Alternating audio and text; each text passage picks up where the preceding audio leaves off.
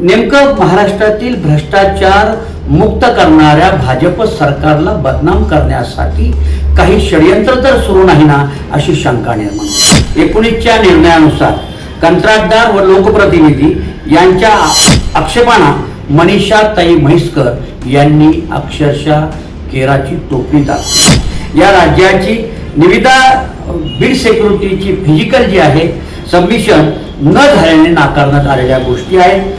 जर ह्या गोष्टी 72 तासात फिजिकल सबमिशन बीड सिक्युरिटी करायची होते, लगेच निविदा का नाकारण्यात आला, हा माझा मुद्दा. प्रशांत आवटी यांनी जे 4% प्रमाणे जे 80 कोटी रुपये जमा केले ते नेमके कुणाला दिले आणि कुणासाठी जमा केले, हा प्रश्न मी आज माननीय मुख्यमंत्र्यांना. नमस्कार, मी अशोक सोनवणे. आपण पाहत आहे लोकमंथन न्यूज 24. आम्ही वेळोवेळी महाराष्ट्रातील बांधकाम खात्यातील भ्रष्टाचाराच्या संदर्भामध्ये चर्चा केली, बोललो. त्याचप्रमाणे सिंहस्थाच्या कुंभमेळ्याच्या निमित्तानं सनातन धर्माच्या मोठ्या उत्साहाला कशा पद्धतीनं हरताळ फासण्याचं काम तत्कालीन सार्वजनिक बांधकाम अतिरिक्त सचिव श्रीमती मनीषाताई म्हैसकर यांनी हरताळ फासला, हे आम्ही वेळोवेळी सांगितलं, परंतु मुख्यमंत्र्यांनी यावर दखल घेतली नाही. आमचं एकच म्हणणं आहे, आज आमच्याकडे जे पुरावे उपलब्ध आहेत त्या संदर्भात आम्ही चर्चा करणार आहोत.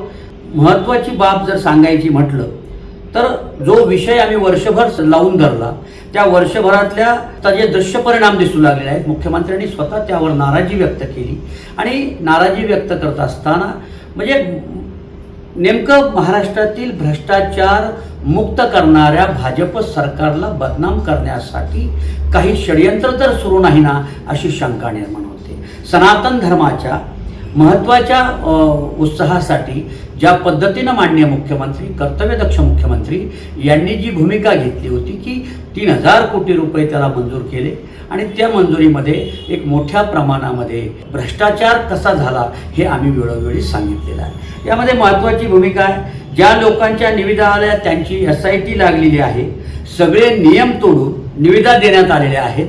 हे सगळे नियम याबाबत विस्ताराने आम्ही विश्लेषण केलेले आहे, करत आहोत. तुम्हाला आजच मी सांगतो की कुंभमेळ्याची कामे ही वेळेवर होणार नाहीत आणि यामध्ये सर्वात महत्त्वाची बाब म्हणजे निरापराध लोकांचे, भाविकांचे, सनातन धर्म मानणाऱ्या, हिंदू धर्म मानणाऱ्या भाविकांचा जीव जाणार आहे, हे मात्र यातून निश्चित झालेलं आहे. माझ्या माहितीनुसार अनुभवी लोकांचे जे काही गोष्टी आहेत त्या आपण जर मांडल्या असत्या तर मला वाटतं ह्या गोष्टी घडल्या नसत्या.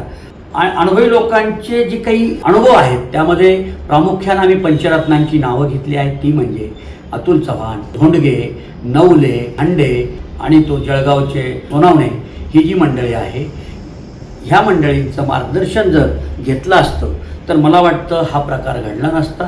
आणि माननीय मुख्यमंत्र्यांनी पत्रकारांशी बोलताना परवा जी भूमिका मांडली ती अतिशय स्पष्ट आहे. मुख्यमंत्र्यांनी बोलताना एक म्हटलेलं आहे की काही निविदा ह्या एकच निविदा गुजरातला गेलेली आहे, परंतु 19च्या निर्णयानुसार कंत्राटदार व लोकप्रतिनिधी यांच्या आक्षेपांना मनीषाताई म्हैसकर यांनी अक्षरशः केराची टोपली दाखवली आहे. तर कधी निर्णय होणार, यांच्यावरती FIR कधी दाखल करणार मुख्यमंत्री साहेब, हा प्रश्न माझ्यासमोर निर्माण झालेला आहे. या राज्याची निविदा बीड सिक्युरिटीची फिजिकल जी आहे सबमिशन न झाल्याने नाकारण्यात आलेल्या गोष्टी आहेत. जर ह्या गोष्टी 72 तासात फिजिकल सबमिशन बीड सिक्युरिटी करायची होते, लगेच निविदा का नाकारण्यात आला, हा माझा मोठा प्रश्न आहे. आणि त्या उघडण्यात आल्या एव्हिलेपेशन प्रमाणे तांत्रिक लिफाफा का उघडण्यात आला, हा एक मोठा प्रश्न आहे. आणि तत्कालीन मुख्य अभियंता नाशिकचे असलेले प्रशांत आवटी यांनी जे 4% प्रमाणे जे 80 कोटी रुपये जमा केले ते नेमके कुणाला दिले आणि कुणासाठी जमा केले, हा प्रश्न मी आज माननीय मुख्यमंत्र्यांना विचारत आहे.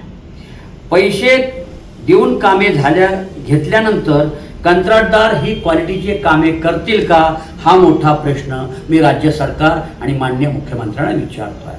जर 4% प्रमाणे आवटीने जे पैसे जमा केले याच्यामध्ये कामे क्वालिटीची होणार नाहीत आणि जरी झाली तर त्यामध्ये निरापराध लोकांचे भाविकांचे बळी जाणार हे मात्र निश्चित। आम्ही परवा राज ठाकरेंनी हा एक प्रश्न उभा केला माननीय मुख्यमंत्र्यांसमोर की त्या 300 पानाचा जो रिपोर्ट आहे या संदर्भामधला तो आमच्याकडे आहे, राज ठाकरे साहेब आपण याचा पाठपुरावा करणार का?